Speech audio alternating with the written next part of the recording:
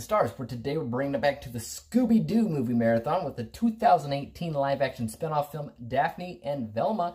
So this is an interesting concept, right? Because we have a Scooby-Doo movie without Scooby-Doo, without Shaggy, without Fred, and it's really hard to imagine what they can even do with just Velma and Daphne. Velma I somewhat understand since she's the smart one, but I mean, let's be real, what does Daphne even do? Hopefully, they took that question and formed something new, something different and welcome, or there's probably missed potential here. So come along, not too close now.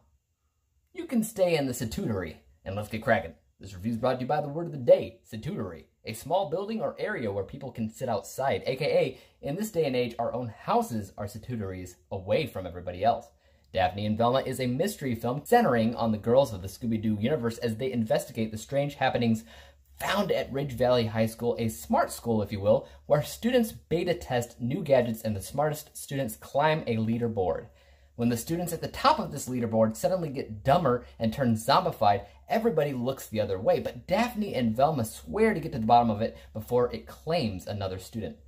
First of all, before I get too far in this review, I want to talk about the musical score of this film. Now, it may be the same song that they litter throughout the film, which means it's not very diverse, but I loved it. I really dug the music for what it was. Out of all the Scooby-Doo live-action films, none of them got me bopping my head to the music as much as this movie. I'm not sure if I can throw a snippet of it here in this review for you or not. Let's see.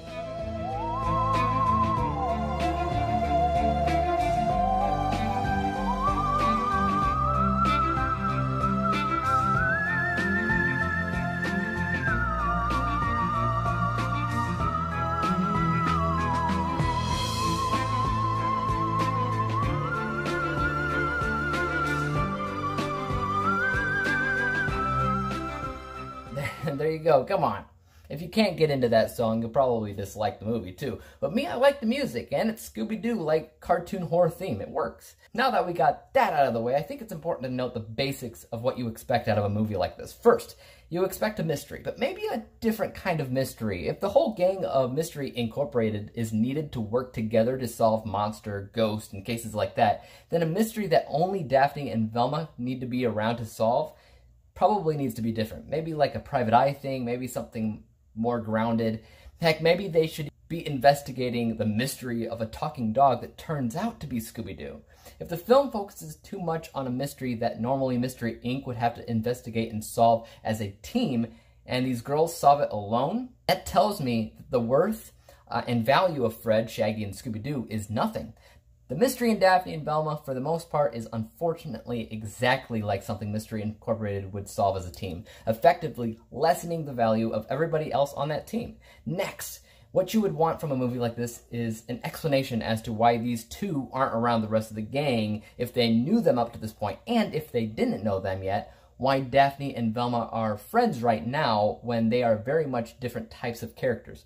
Daphne is a wealthy character and Velma is a loner nerd. Polar opposites. Now, polar opposites can be friends, but explain it. In Daphne and Velma, Daphne's such a wealthy character that she travels around the world and goes to different schools in different countries, yet apparently Velma's her best friend and they do not explain it. This film does not answer how these two met or became friends, and there's no real clue that they actually know the rest of the gang yet. This would have been a perfect spot for great character development.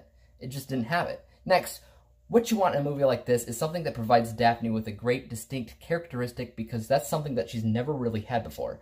She's kind of a damsel in distress bimbo a majority of the time, which mostly makes her weak.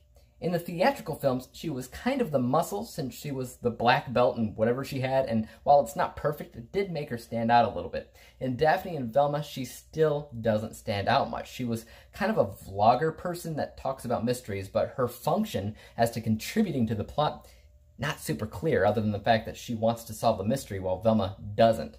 In general, I think spin-offs like this can easily work if the writers provide enough independence and differences to the story. Think about the recent Venom film that came out the same year as this, a spin-off film, a Spider-Man film without Spider-Man, or the recent Joker film without Batman. They both work because both films made enough differences and provided those characters with independence so that they can not only survive on their own, but it also makes sense later on down the road when they eventually run into their counterparts. Daphne and Velma didn't work because it was essentially just a Mystery Incorporated film without the rest of the gang, which means all they really did was downplay the significance of the rest of the crew. So basically, I liked the music, and that's about it. It was made competently enough if you ignore Scooby-Doo legacy characters. I mean, if you can do that, that's important because I found that to be really hard to do, to ignore those characters.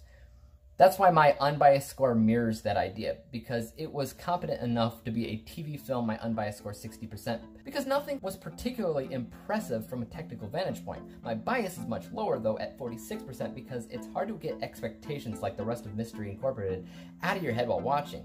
So that averages everything out to a final score of 53%, 53 out of 100 possible stars, granting Daphne and Velma with a letter grade of F. The next Scooby-Doo movie that I'll be watching and reviewing is Scoob, and after that I might even do a ranking video covering all these movies. We'll see though. Let me know your thoughts on Daphne and Velma in the comments down below though. I'd like to hear the things that worked for you and the things that didn't, and if you think that I'm looking way too hard at little things, let me know. As for YouTube, you know what to do. Hit the subscribe button if you like this review and would like to see some others like it. Hit the thumbs up button because it always helps out my channel, and don't forget about the little bell icon because that'll help notify you when I come out with my next review. And until then, peace out!